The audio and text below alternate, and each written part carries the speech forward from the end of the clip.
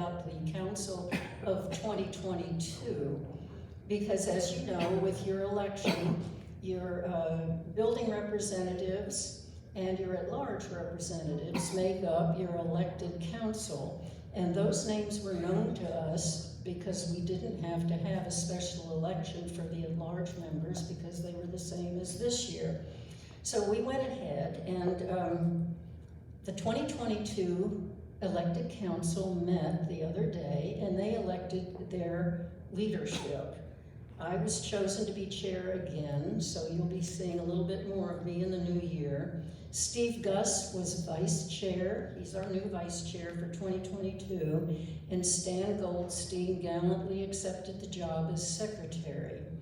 And so that is your council. And then, almost immediately, being the council chair, my job was to nominate chairs for the different committees. We have about 16 committees, and it's my job to nominate and present to the new council who my candidates are.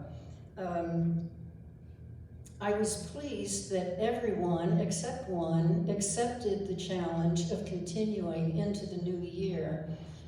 I particularly like that because I see these years as sort of transition years. We're going through all the remodeling and renovations and new leadership and all of that. And so to have the same people continuing is so very, very helpful. They know the ropes, they know the problems, etc. That's not to say that we don't want new people participating in the council activities. And so with naming the council chairs, I submitted my nominations to the new council. They approved them. We have a majority vote on that. So now those chairs that are pretty much the same as previous ones are free to select their membership. And that's where you get new people participating in your council representation. We try in each one of the committees to have somebody from each building represent. It's a hard job because when you're new, you don't know. But the council meetings are all open to everybody. It's not that you have to be a council or a chair, a committee member at the council to attend it. You can go to any council meeting. And so I would urge newcomers to seek out whatever committee might appeal to you, attend the meeting, see what they're like, and then you'll know whether you want to get involved or not. Now, this list of new chairs and the entire council, I presented to Sue Popejoy, our receptionist, this morning, and here it is. This is the brand new 1922 resident council, all its members, all its chairs, all its committees, and when they meet as of now. I have about 10 copies of this. Sue can make copies for everybody here, if you know, for anybody who wants them. But this is what we, and she maintains this list because it changes. There will be changes to meeting times. There'll be changes to one thing or another. But all those changes for any committee chair, those changes go to Sue. She keeps the master list, she updates it and has on it what its latest date is. And so throughout the year, we always have a current version. And this is the list that Neighbor to Neighbor also gives to new residents when they give them their welcome packet. So we depend a lot on this list. And as I say, I've got the latest version, and there it is for you. Our only vacant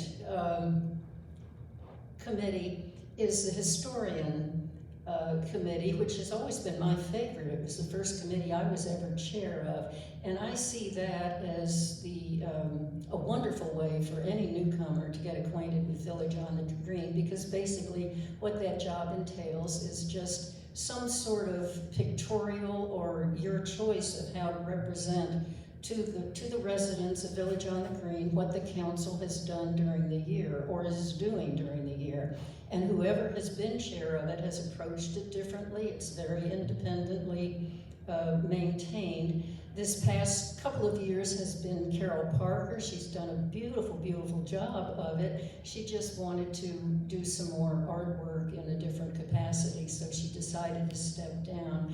But if anybody's interested in that, that's a committee chairmanship that's open, and I would suggest that you seek out Carol Parker, and she can tell you how she went about doing it, and we could go from there, but I'm certainly open to suggestions on that.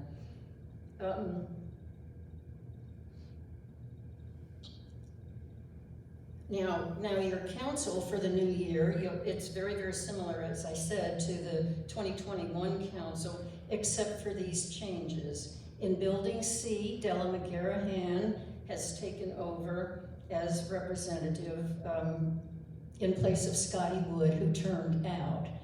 And in Building D, Larry Herbert has taken over for Raquel Hoffman, who decided that she wanted to pursue other things.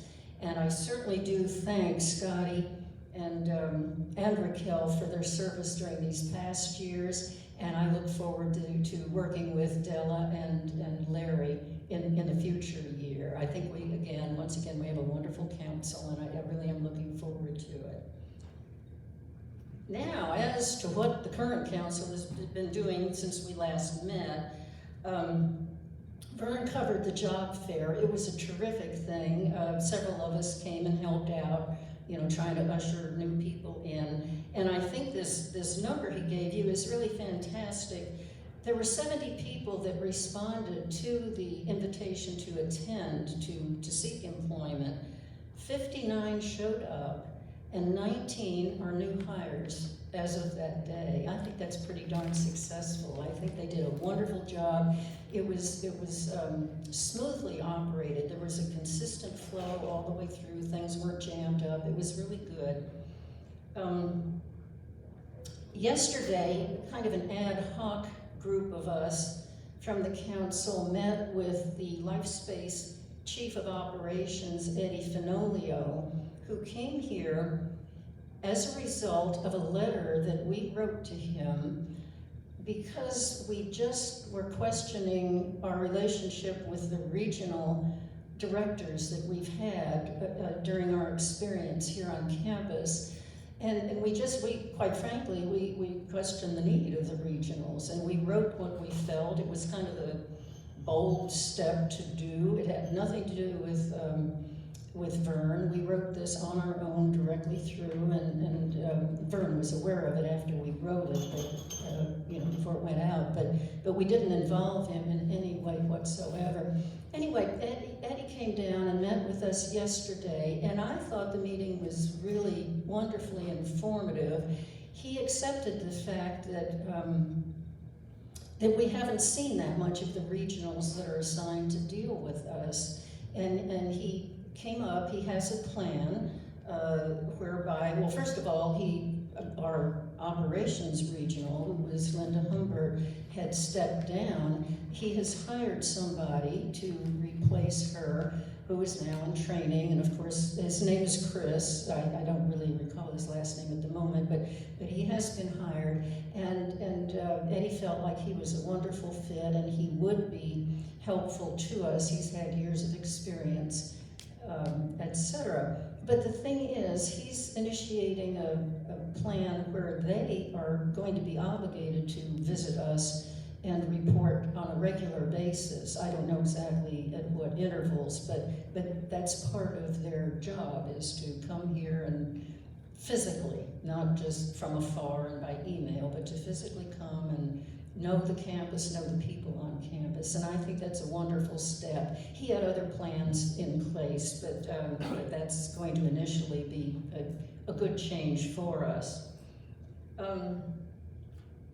Now, as to what all took place at our council meeting, let me give you the names of our most recent newcomers. I don't see any here, but I do want all of us to know their names.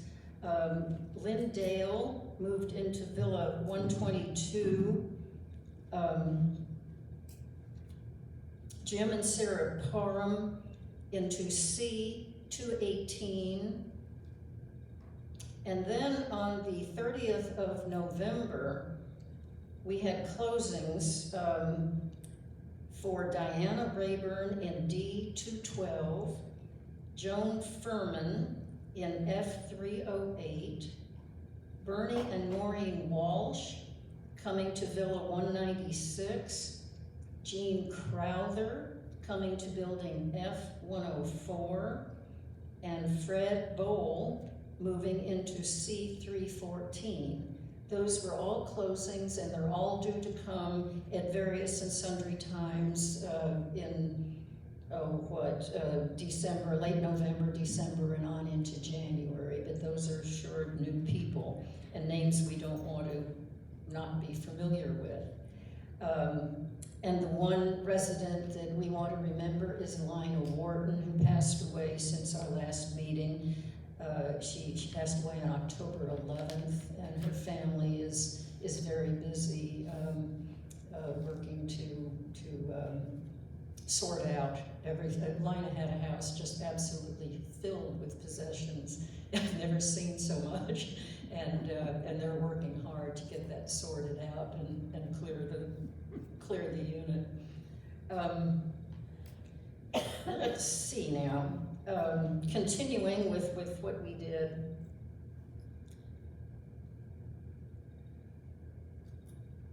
The bylaws committee, Stan presented some changes to the bylaws.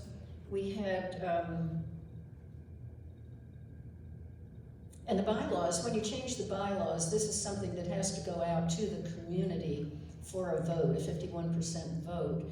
And the committee, or excuse me, the council did approve these suggested changes. So the next step is that Stan will get in touch with our elections coordinator, Scott Purcell, and they'll have that go out for a community vote. But the changes, one of them is just clarifying on the council that a resident council member will only have one vote, even if filling an ex officio position. So that wanted to be clarified, and we accepted that. And the other had to do with changes to an article in section 7, the use of the word healthcare to be one word instead of two. These are minor changes, but they still have to be voted on because it's the bylaws. I particularly wanted to change the decorating committee title to design committee, community design committee, just to make it have a little more heft. And that was accepted. I was pleased about that. We'll see how the community votes on it. And and then the last page of the bylaws, if you make any changes, you need to record the committee membership that made those changes. So that's a change that goes on the last page. Anyway, that was it for the bylaws. And then the standing rules changes, we had some tiny little ones that we did, and those were approved as Stan suggested. They were approved at committee, or excuse me, at council level. So that's a done deal. Another thing that took place at our council meeting had to do with the Employee Appreciation Fund. Mindy Andelek spoke to it, and the proposal of the Employee Appreciation Fund Committee was to recommend not to exclude exclude individuals to participate on the director level of the community. And now Vern opted out of that. He does not want to participate in that and receive anything in the way of a thank you, monetary thank you. And the rest of the directors, of which there are 9, is that correct? 8 or 9? Anyway, they're free to opt out or not opt out. But as a council, we elected not to exclude them. If they're in there, we certainly will thank them, because and we've never done it any other way. We want everybody to be thanked, and that was our position on that. And then, and that was the recommendation from the Employee Appreciation Committee. The council voted on it and agreed with it. So that's where we are on that. We will not exclude anyone who is in the community in our thank you. Now, Al Porter spoke about the neighbor to neighbor committee. He went over the buddy system and how it works. He went over the, what am I trying to think of now? Al, here, help me.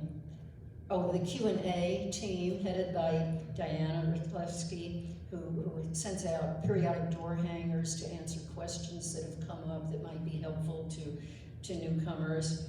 And also the new pineapple program in the dining room for new residents. His committee handles the everything from knowing who's coming to the community and making them welcome in the most personal way you possibly can, clear up until, you know, some of us get into our apartments and don't want to come out again, providing some sort of care and benevolence on a personal level. It's a very, very important committee, and I really do thank Al for all that they do.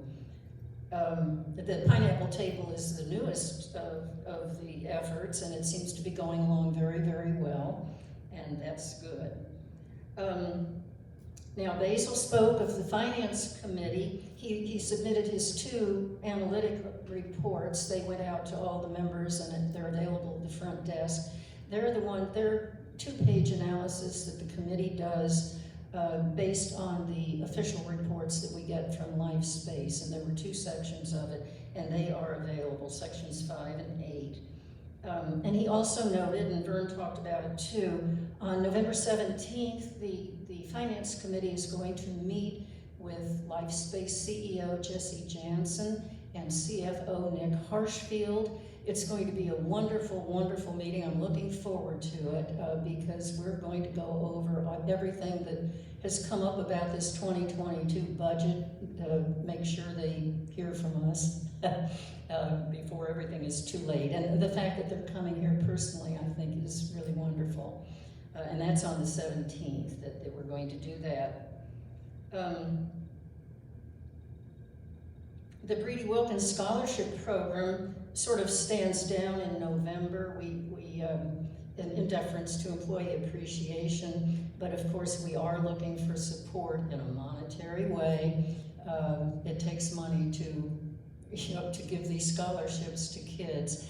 And but the main thing is I want everybody to know and be aware of the fact that the orientation for the prospective scholarship applicants, in other words, the dining room servers, that will be the first Saturday in January, and we're just starting our planning, and we'll be able to have it in person in the Longwood room, and that'll be for all the kids who want to apply, and hopefully their parents, and all the information will definitely be out, but we're updating that right now. Now Stan spoke for the Econ Committee. Their meetings are the 3rd Tuesday of the month in the Longwood room. And anyway, to help you with your iPhones and iPads and that sort of thing. So tune in and it'll be on the calendar, I'm sure. Leo Smith, our representative from Building B, is still over there in the Oaks, but he's due home and he's doing well, and he did appear in person at our 2022 council meeting. He got over there for that. Let's see what all happened here. We made a particular effort with Vern to start having our council or our resident meetings in the Longwood room, and here we are. So that worked. I mean, we are at a point where we can, at least we were when we were in yellow, where we could do this. I don't know. Let's everybody keep in mind what Missy said and wash our hands and keep our masks on when we need to, because we don't want that level to go back up again. And Stan, let me turn this to you because I know the next thing is the Veterans Day Parade, and that will wrap it up. You can finish off the meeting with that, Stan. And don't forget, if anybody wants a copy of the latest, I've got the committee information. Thank you. Oh, excuse me, Stan, wait a minute, before I let Stan off. Our next resident council meeting is on December 2nd, Thursday, December 2nd. And I'm hoping that will be in the stable. I'm hoping it will be practically no meeting at all. I would like it to be just a nice get-together for us and something to, maybe something with some little crumpets to eat and coffee, or anyway, to make it social, okay? Oh. Can I just say that, I think this meeting needed more publicity. It did, and again, we're working on it. It did need, I can't argue with it. Thank you.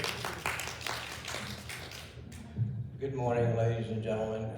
As you know, it's the 10th of November. Tomorrow is the 11th, and we'll have a Veterans Day parade.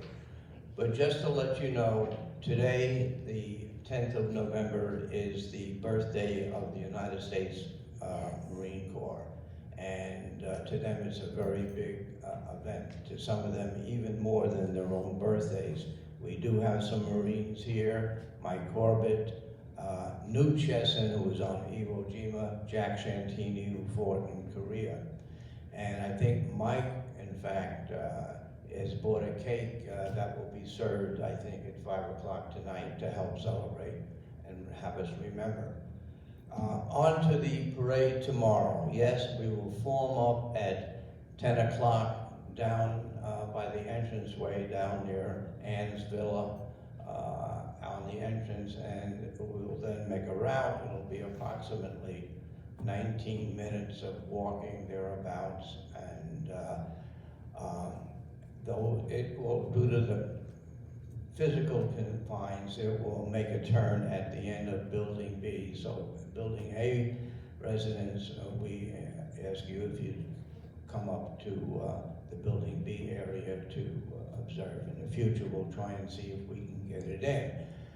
There are places for people to sign up and get a ride in a golf cart or some of the other vehicles that we have. So we look forward to doing that. In the morning, call for transport up here, and we'll get those people wanting transport in the golf cart to either be picked up here or be taken down to the forming area, which is down by the entrance to the circle.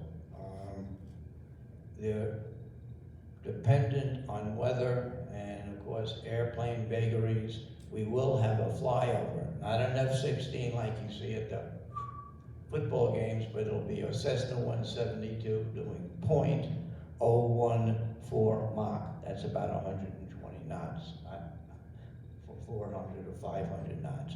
Anyway, we look forward to having everybody here. Please sign up. All you veterans and your spouses are invited to the Veterans Day meal that will be conducted tomorrow. Any questions? Since I'm winding this up, I want to thank you all for coming. I want to thank Ann for the great wrap-up. And I think we need to thank Village on the Green. This is the best sound that I think we've heard. And I finally got to hear Ann Blaire speak, you know. Well, that's worth it. Thank you, Rhonda.